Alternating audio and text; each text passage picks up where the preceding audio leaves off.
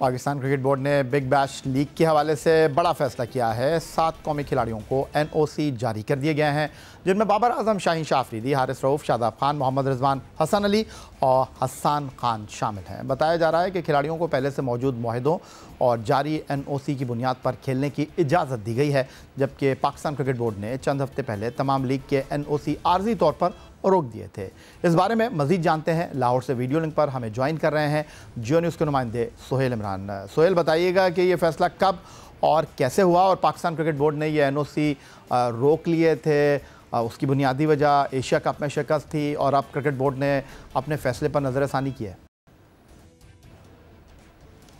जी यही, अब सूरत कुछ इस तरह है कि एशिया कप में जैसा कि पाकिस्तान क्रिकेट टीम की परफॉर्मेंस रही थी और ख़ासतौर पर प्लेयर्स ने वो तवक्कुआत पर पूरा नहीं उतरे थे जिनसे उनकी उम्मीदें वाबस्ता थी पाकिस्तान क्रिकेट बोर्ड से, तो उस वक्त ये फैसला किया गया था कि जिन खिलाड़ियों को लीग्स के लिए NOC जारी किए गए वो होल्ड कर लिए गए थे। ये एक ऑर्डर जारी किया गया था पाकिस्तान क्रिकेट बोर्ड की जानब से और उसमें सबसे ज़्यादा जो खिलाड़ी जो थे वो इफेक्ट हुए थे, उसमें 2 से 3 खिलाड़ियों का बांग्लादेश प्रीमियर लीग के साथ मुआहदा पहले से हो चुका था, लेकिन सबसे ज़्यादा पहली मरतबा पाकिस्तान के जो मेन स्ट्रीम के खिलाड़ी थे, जिनमें 7 खिलाड़ी मजमूई तौर पर थे, बाबर आजम, मोहम्मद रिजवान, शाहीन शाह अफरीदी, इनके पहली मरतबा BBL में कॉन्ट्रैक्ट हुए थे और उनसे पाकिस्तान क्रिकेट बोर्ड के जो मुतलका शोबे के लोग हैं उनकी और क्रिकेट ऑस्ट्रेलिया के दरमियान बातचीत हुई थी और ये मुआहदे उनके पहले हुए पाकिस्तान BBL के, और यही वजह थी कि जब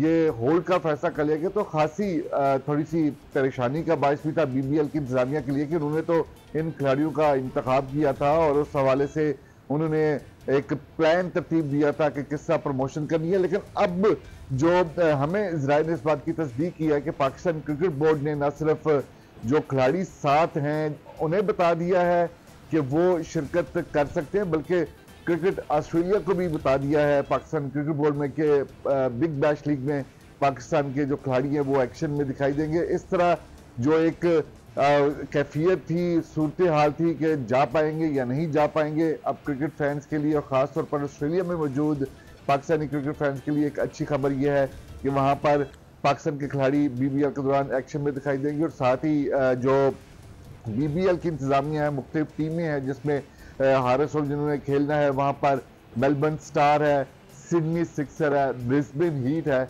इन टीमों ने अपने होम ग्राउंड्स पर फैन जोन भी खिलाड़ियों के नामों के ऊपर बनाने शुरू कर दिए हैं और उनकी प्रमोशन भी शुरू कर दी है।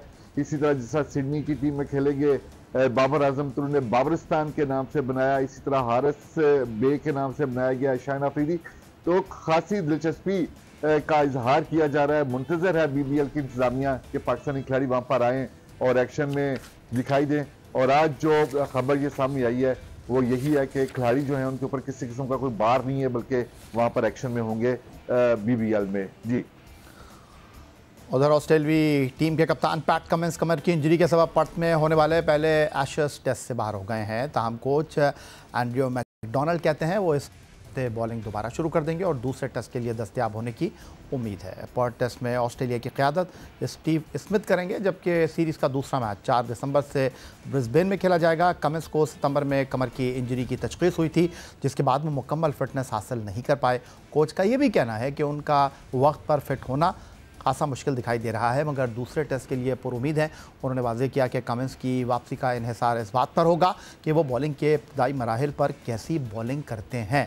पैट कमिंस की अदम दस्तयाबी के बाद स्कॉट बोलन टीम में शामिल रहने के इम्कानात रोशन हो गए हैं। बोलन ने हालिया वेस्ट इंडीज़ सीरीज़ में हैट्रिक की थी। मैकडोनल्ड का कहना है कि कप्तान का ना होना नुकसानदेह ज़रूर है, लेकिन स्टीव स्मिथ तजुर्बेकार हैं और टीम को बखूबी संभालने की अहलियत रखते हैं। उन्हें उम्मीद है कि पैट कमिंस जल्द फिट होकर टीम में शानदार वापसी करेंगे।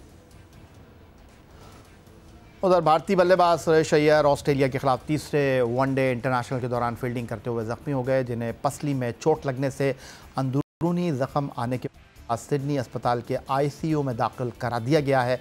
लेकिन क्रिकेट वेबसाइट का कहना है कि अब उन्हें ICU से कमरे में मुंतकिल कर दिया गया है। BCCI के मुताबिक सुरेश अय्यर हालत बेहतर होने के बाद फ़िलहाल जो है वो ज़ेर निगरानी है और BCCI के बयान में ये भी कहा गया है कि सुरेश अय्यर को बाएं पसलियों के निचले हिस्से में चोट लगी है जब वो पॉइंट पोजीशन पर एलेक्स कैरी का कैच लेते हुए गिर पड़े थे। इब्तदाई स्कैन से यह भी पता चला है कि उनकी अंदरूनी हिस्से में शदीद चोट आई है, जिसकी वजह से अंदरूनी तौर पर ज़ख़म बहा है। और मेडिकल टीम का यह भी कहना है कि शेरश अय्यर इलाज के मरहले में है और सिडनी में भारत के माहिरीन की मशावरत से उनकी हालत का रोज़ाना जायज़ा लिया जा रहा है। टीम डॉक्टर सिडनी में ही मौजूद रहेंगे ताकि उनकी सेहत की बहाली की निगरानी कर सकें। भारत ने तीसरे वनडे में 9 विकेटों से कामयाबी हासिल की, ताहम 3 एक रोज़ा मैचों की सीरीज़ में उनको 2-1 से ऑस्ट्रेलिया के हाथों नाकामी का सामना रहा।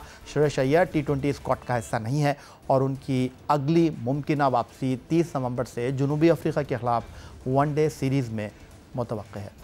जूनियर हॉकी वर्ल्ड कप आइंदा माह भारत में होने जा रहा है। पाकिस्तान हॉकी फेडरेशन ने खिलाड़ियों के सिक्योरिटी खदशात की वजह से बैनुल अक़वामी हॉकी फेडरेशन को अपने मुकाबले तीसरे मुल्क में कराने की दरख्वास्त की और जूनियर हॉकी वर्ल्ड कप में शिरकत के लिए भारत जाने से इनकार कर दिया है। पाकिस्तान हॉकी फेडरेशन का यह भी कहना है कि भारत में उन हालात में जाकर खेलना किसी तौर पर भी मुनासिब नहीं है, जिस पर FIH का जवाब भी आ गया है।